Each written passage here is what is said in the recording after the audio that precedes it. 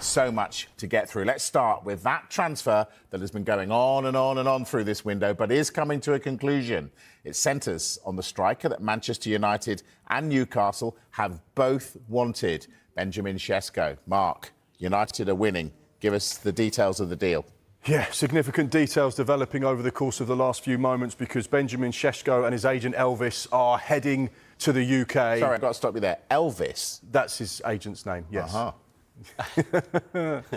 They're heading to the UK tonight, and it's expected he'll go through his Manchester United medical in the next 24 hours.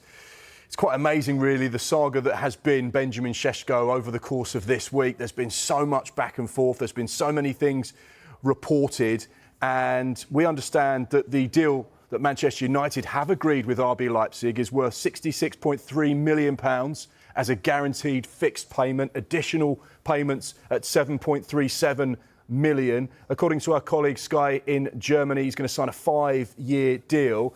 And what's remarkable is that offer, that agreement that Manchester United have come to an agreement with Leipzig is actually less than Newcastle's second offer. So therefore, you have to say, once again, frustration for Eddie Howe. They cannot do any more than offer more than Manchester United.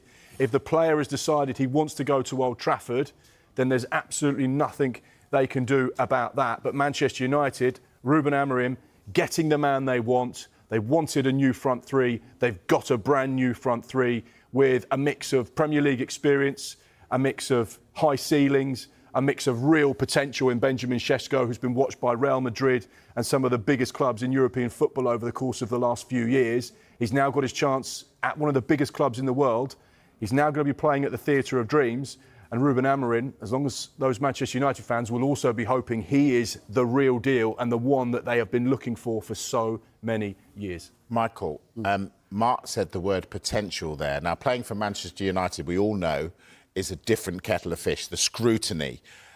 Should United fans be a little bit cautious about the expectations for a player like this? Yeah, potentially, 22 years of age.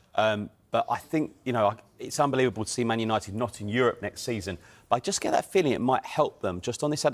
This is a complete reset for Manchester United Football Club. We know Ruben Amorim was a bit against joining the football club midway through the season.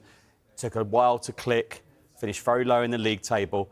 But they've got their business, their front three, done early. I see a number of clubs, and I'm thinking you're nowhere near ready to start the season. There's a strong possibility those front three who they've signed, Seško's obviously on his way now, those front three can make their debuts, league debuts against Arsenal at the weekend, on the opening weekend. Yeah, and I'm excited about watching this new-look Manchester United side as well. You know, Ruben Amorim has always said, I'd rather go into a football club at the start of the summer so I could have 6 to 8 weeks or so with my team, really implementing my philosophy within that group. He didn't get the opportunity at Manchester United. He had to go in midway through a campaign. It wasn't a fantastic season despite getting to the Europa League final. Didn't end in the way they wanted. No European football. But now he's had the backing of Omar Barada, Jason Wilcox and Sir Jim Radcliffe. There's been a lot of cutbacks at Manchester United. No cutbacks in the transfer window. They're spending around £200 million over the course of this summer so far. We know that they'll be hoping to rejuvenate and recoup some money from those potential player sales as well. But once again, this is a huge statement signing for Manchester United. This is a player that could be one of the best strikers in world football in the next year, 2 years, 3 years. He's only 22 years old. He's got a really high ceiling, and that's what Manchester United are buying.